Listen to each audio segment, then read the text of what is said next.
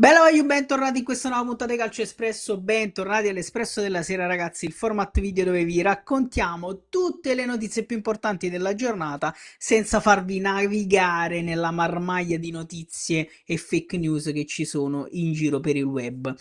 Andiamo subito quindi con le notizie senza cincischiare, senza perdere tempo. La notizia del giorno ragazzi è il sequestro da parte della polizia, della finanza, insomma, da parte delle autorità di gran parte del largo Maradona, in cui le autorità hanno sequestrato chiaramente tutte, diciamo, le bancarelle, tutte le magliette, tutte le sciarpe, tutti i gadget che venivano venduti. È stata addirittura coperta, non sono riuscito a trovare una foto, ma è stata addirittura coperta la cappella dedicata a Diego, insomma, la cappella celebrativa, e sono state anche sequestrate e chiuse momentaneamente almeno delle attività lì nei dintorni. Questa notizia è chiaramente la notizia del giorno, notizia che ha fatto molto clamore per così dire, ed è una notizia che insomma merita secondo me un commento. Sapete, in questo format video solitamente cerchiamo di evitare di commentare troppo, però un piccolo commento lo merita perché ragazzi la vera domanda è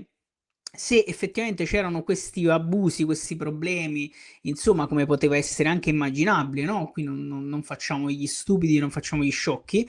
Perché ci siamo arrivati dopo tutto questo tempo? Cioè, era sotto gli occhi di tutti, insomma, che a Largo Maradona ci fossero delle cose un po' strane. Quindi la vera domanda è perché ci siamo arrivati solo adesso, perché casualmente dopo il boom del turismo e dopo tutto quello che c'è stato in questi anni a Largo Maradona, casualmente adesso sono arrivate delle voci alla polizia e si sono fatte chiudere delle situazioni. Ma diciamo, datemi del complottista, intanto ho fatto girare delle foto, datemi dell'esagerato, datemi del pazzo furioso. Per me queste sono piccole azioni per destabilizzare l'ambiente che non riguarda necessariamente il calcio Napoli e la squadra, ma in generale l'ambiente Napoli, perché insomma Napoli, come sapete tutti, è una città che ha avuto un boom impressionante per quanto riguarda il turismo negli ultimi anni, e quindi queste operazioni tendono spesso ad ammazzare un poco la situazione. E perché vi dico questo? E poi passiamo sicuramente avanti, non vi voglio annoiare con questa cosa, perché come ho detto all'inizio è molto strano che ci siamo arrivati dopo anni a questa situazione. E domanda che vi voglio fare, spero che mi ascoltate e mi rispondiate nei commenti. Sappiamo bene che Largo Maradona è sito, insomma, in una zona di Napoli un po' particolare, mettiamolo così, senza esagerare, perché poi in queste zone ci sono persone e persone, ma questa situazione del turismo, Largo Maradona, il merchandising, le attività commerciali avevano un poco alleviato le problematiche, insomma, che c'erano in quella zona. Parlo chiaramente anche della criminalità.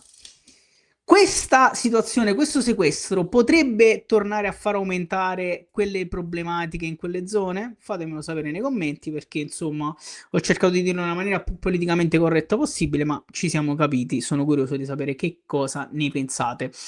Andiamo avanti però perché stasera, tra poco, in realtà tra pochissimi minuti, ci sarà Italia-Israele.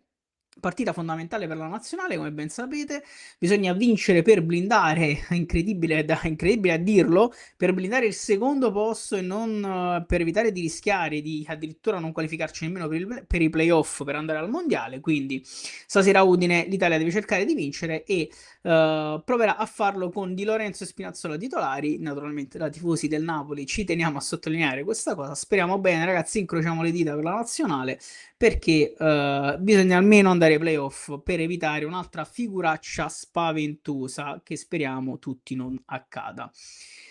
Prossima notizia è Conte con i suoi dubbi eventuali che tutti dicono che lui abbia sul modulo per la partita col Torino, perché come sapete ci sarà qualche assenza, ci sarà Politano che sembra tornare in extremis um, dall'infortunio, però potrebbe Conte pensare anche di non rischiarlo, dato che ci saranno tante partite nel prossimo mese, e quindi pare che Conte stia pensando a giocare ancora una volta 4-3-3 dall'inizio, lanciando naturalmente Neres. Voi che ne pensate? Con che modulo inizierà? Giocherà Neres dall'inizio? Ci sarà qualche minuto per Lang, fatecelo sapere naturalmente nei commenti come sempre, così magari ne parliamo.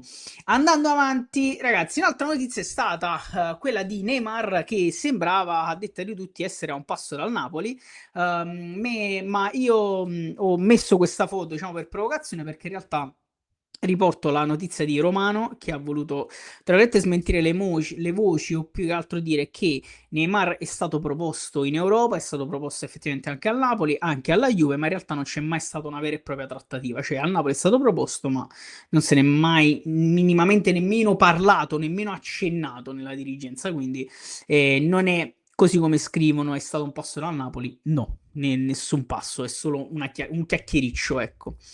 Ilicic invece, in un'intervista che ha fatto oggi, ha dichiarato che praticamente lui a un certo punto, quando era all'Atalanta, e sappiamo che giocatore era Ilicic all'Atalanta, insomma, aveva dei colpi incredibili, poi è arrivata la depressione, vabbè, insomma, ha passato i suoi guai, però sembrava essere praticamente a un passo dal Napoli. Lui addirittura ha detto era praticamente fatta col Napoli, poi per Cassi ha bloccato tutto. Quindi, ragazzi, abbiamo rischiato di vedere, per così dire, Ilicic in maglia azzurra. Fatemi sapere nei commenti se vi sarebbe piaciuto vederlo e se ci poteva essere utile in determinate occasioni. Secondo me un po' sì. Andando avanti, Anghissa, ragazzi, sembra che sia entrata nel vivo il rinnovo per Anghissa. Penso sia una bella notizia. Volevo riportarvela e spero che la trattativa non duri un'eternità. Come sembra essere ben avviata la trattativa per il rinnovo di Vergara, e anche questa cosa è una cosa molto importante, perché questi ragazzi sono il futuro sostanzialmente della società, e secondo me tra l'altro Vergara è molto forte e spero che Conte riesca a regalargli più spazio possibile in questa stagione. Andiamo avanti perché sembra che Norton Caffey sia nel mirino del Napoli e della Juventus, insomma, per gennaio, per il ruolo di terzino destro. Potrebbe essere interessante, sicuramente è un giocatore molto interessante Norton Caffey. Secondo me la cosa è un po', chiamiamola embrionale, cioè nel senso è un po' troppo presto parlare comunque sempre di mercato, lo stiamo dicendo, e secondo me Norton Caffey deve farsi ancora un pochino le ossa per fare il salto da una squadra medio piccola, comunque media, a una grande squadra. Insomma, nonostante ci ha fatto vedere i sorci verdi nella partita in casa contro il Genoa, però insomma io ci andrei con i piedi di piombo, ma vedremo che cosa succederà nel mercato invernale. Gleison Bremer, ragazzi, è arrivato il primo responso dopo l'intervento per l'infortunio di Gleison Bremer, purtroppo per la Juve, naturalmente, per i tifosi juventini. Si parla di circa 8-10 settimane, quindi sono almeno 2 mesi e mezzo per Bremer fuori. E come dicevamo nella live di ieri, ragazzi, io sono convinto che prima di gennaio-febbraio non riusciremo a rivederlo in campo. Mi dispiace per i tifosi della Juve, mi dispiace per il ragazzo, perché il secondo infortunio in 2 anni comunque è abbastanza grave. Maradona e Messi, entrambi campioni del mondo. Perché vi mostro questa foto? Perché in realtà, anche se non ho una foto di Repice che si è espresso sull'argomento, mi era interessante riportare questa notizia, diciamo questa intervista che ha fatto Repice, in cui lui diceva c'è sempre un'enorme differenza tra Maradona e in realtà tutto il resto dei giocatori, però lo facciamo con Messi, che è quello che gli si è avvicinato di più dal punto di vista sicuramente tecnico. Dal punto di vista umano, sia anche per il periodo storico in cui hanno vissuto entrambi i giocatori, c'è una differenza abissale. E infatti la prossima foto che vi faccio vedere è quando Messi alza la Coppa del Mondo indossando il classico, uno dei classici abiti, insomma, arabi, che gli è stato tendenzialmente imposto al momento della celebrazione dell'alzata della Coppa. Per esempio, Repice dice: se ci fosse stato Maradona al posto di Messi, sarebbe scoppiata la terza guerra mondiale, perché chiaramente Maradona non sottostava mai a determinate situazioni. Quindi, insomma, giusto per chiarire sempre perché anche noi idolatriamo Diego e gli altri, insomma, non ci si possono nemmeno minimamente avvicinare. Non approfondisco, grazie, perché potrei andare avanti a parlare per ore e non mi sembra il caso. Andiamo avanti, perché c'è la favola Capoverde, ragazzi. La favola Capoverde che va al mondiale. È una bellissima storia, una bellissima favola. Siamo tutti felici per Capoverde che parteciperà per la sua prima volta al mondiale. Tra l'altro, una nazione piccolissima con pochissimi abitanti, pare 500.000 di abitanti in totale, quindi è una bella favola e sarebbe, diciamo, per così dire, mettiamola a sorridere, sarebbe divertente vedere Capoverde al mondiale e l'Italia no. insomma, sappiamo che le avversarie per le qualificazioni sono diverse, però rendiamoci conto, insomma, di che cosa potremo vedere al prossimo mondiale. Tati Castellanos per restare in tema infortuni, ragazzi, è arrivato il primo responso degli esami anche per lui, si parla comunque di 40-60 giorni per il Tati, insomma chi lo ha al fantacalcio non sarà propriamente felice, il meno felice sarà sicuramente Sarri che continua a dover combattere con un'emergenza incredibile dopo che non è riuscito a fare mercato, cioè non ha potuto fare mercato. Milan-Como perché continuano le proteste per la partita che si giocherà in Australia, ormai è deciso, e in questo caso ci sono i tifosi barra gli ultra naturalmente del Como che chiaramente gridano tra virgolette allo scandalo dicendo che questo è la fotografia perfetta, questa partita si giocherà in Australia, del sistema marcio che abbiamo come calcio in Italia e dal mio piccolissimo e umilissimo punto di vista non posso che essere d'accordo con loro, quindi tanta solidarietà per Como e Milan, per i tifosi di Como e Milan e anche per le società in sé che dovranno farsi questa trasferta, beccheranno sicuramente soldi ovunque, però insomma, di scelta comunque resta totalmente discutibile. Chiudiamo questa carrellata di notizie con l'Immobile Academy perché a quanto pare oggi era giornata di sequestri, ragazzi, ed è stata sequestrata anche l'Immobile Academy per abusi edilizi pare pregressi dalla insomma, acquisizione di immobile e della creazione dell'Accademia. Ci dispiace, Immobile si è detto molto amareggiato, chiaramente dicendo che ci perde il calcio ed altro, naturalmente, però insomma, purtroppo la legge è legge a quanto pare e ripeto, oggi essendo giornata di sequestri hanno chiuso anche l'Immobile Academy.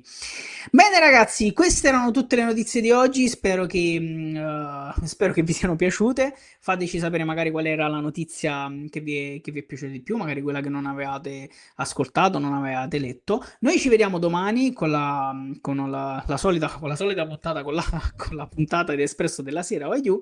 Um, Scusate ragazzi, ero andato come un treno ma mi sono perso. Aiù. Io vi auguro una buona serata, ci vediamo domani e forza Napoli sempre.